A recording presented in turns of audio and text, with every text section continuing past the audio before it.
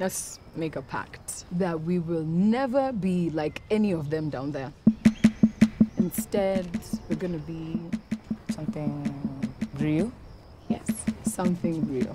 The film is based on a short story called Jambula Tree, which was written by Monica Arakde Nyeko.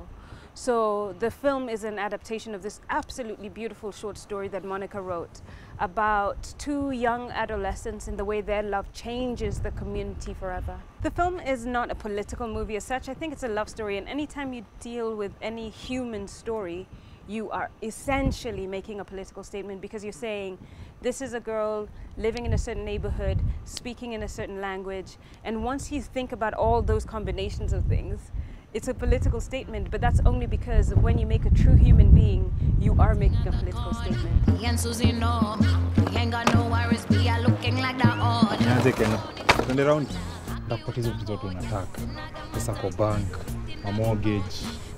Nadhani hizo ndio vitu mimi hudai tu.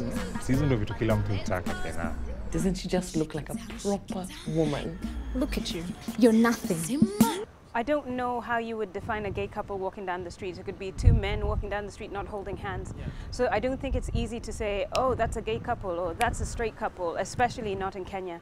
Because we are a very, we're a tactile people. So straight men walk around holding hands. Straight women walk around holding hands. So there's no way you can identify somebody by their sexuality by just looking at them or how they interact with each other necessarily.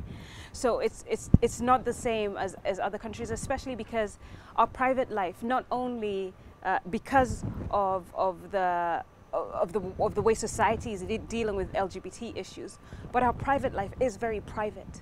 Even same-sex couples, it's very hard to say they're in a relationship from the way they're interacting, except the youth. Now the young Nairobi, young Kenya is very open about the way they love each other. And that's the difference that we're beginning to see between the older Kenya and the Kenya that is now. Hi. You know exam results are out. I get to be a doctor. Yes. I can get a scholarship. Yes.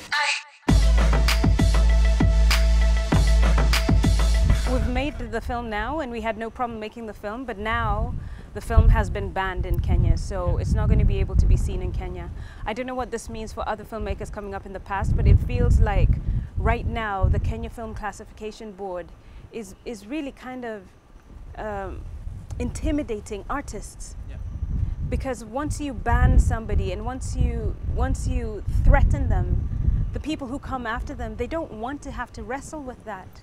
So once you make a film in Kenya, you have to submit it to the Kenya Film Classification Board, who classify it and then allow it for distribution. Unfortunately, the Kenya Film Classification Board decided not to classify it and to censor it instead, which is a shame because we were so excited about sharing this particular story that was made by Kenyans and made for Kenyans in Kenya. Wasichana wa MCA. Unadhani mababa zao wanajua?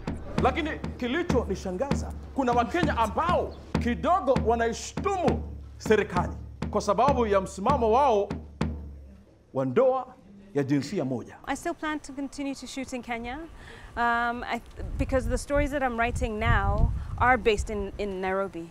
That's not going to stop me from building the industry, and that's not going to stop me from working.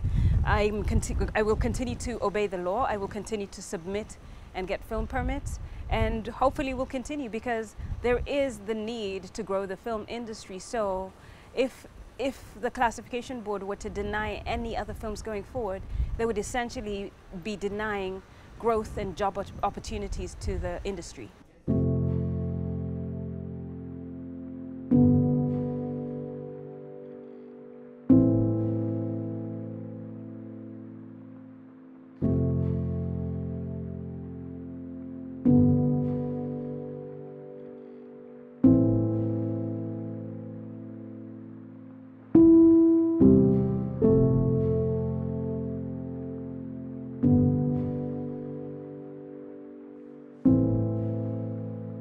You're just a typical Kenyan girl.